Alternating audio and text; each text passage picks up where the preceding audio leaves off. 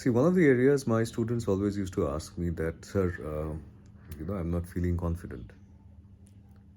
There's a very thin line between confidence and overconfidence, and overconfidence is a buzzkill.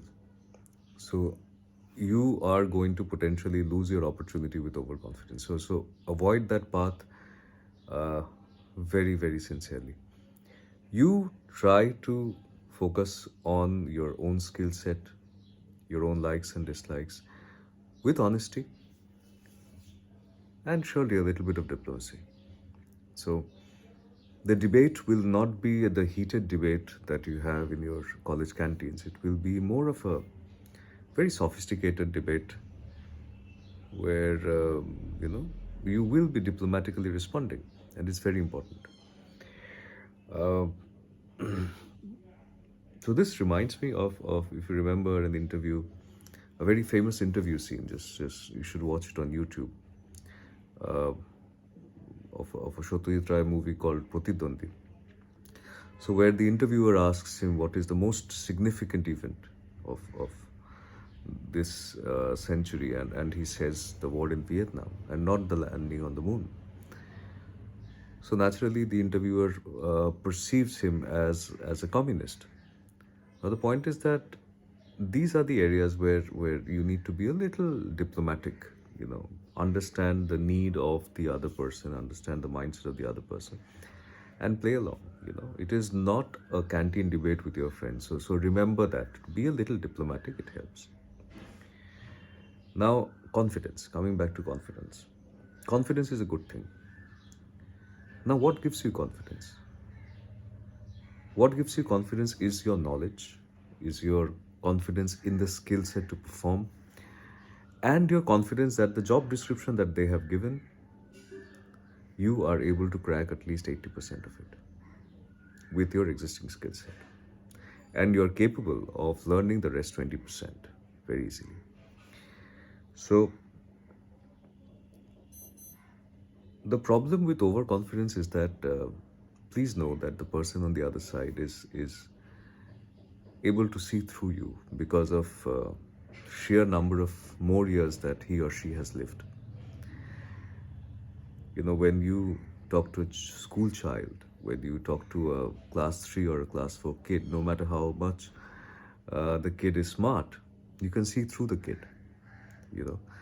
Similarly with you. So never try to be over smart. It is better to curb it, even if you by nature is over smart. Curb it a little and focus more on your strength. What gives you confidence in the interview? Because there is a possibility that not all interviewers play fair. They also ask questions which, may be stupid. So you just have to be patient. And you just have to make sure that you are able to wade through these questions and bring the interviewer back to the core topic.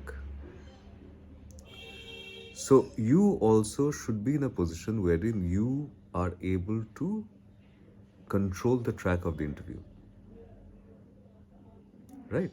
So don't think that it is only in the hands of the interviewer. It is also in your hands. But it can be done in a very polite way without being dominating, without demonstrating overconfidence. See, if you are somebody who is not able to make a difference between confidence and overconfidence, it is better to avoid it. The most important thing here is that you need to know the subject matter. You need to convince the person on the other side of the table that yes, I am the person who can solve your problem. I have the requisite skill set, I have the requisite education, domain knowledge, I have the right attitude. In terms of the company fitment, I have learned about the culture of the organization. I think I'm a good fit. That's it. Keep it short and sweet, and never stretch your answers.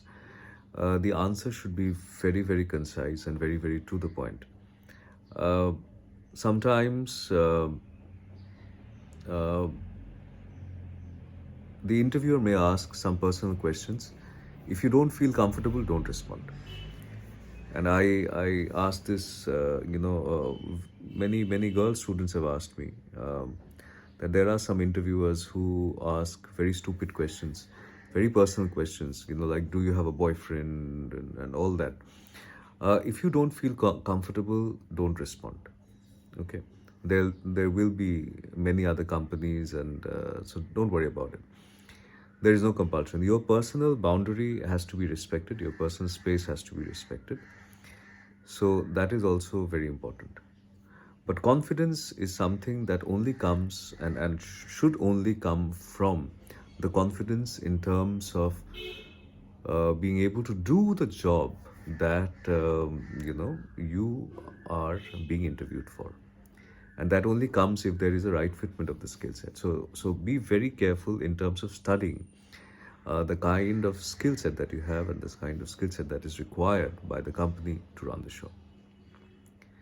So I wish you all the best. And so in the next uh, video, I'll talk a little bit about uncomfortable questions. So stay tuned.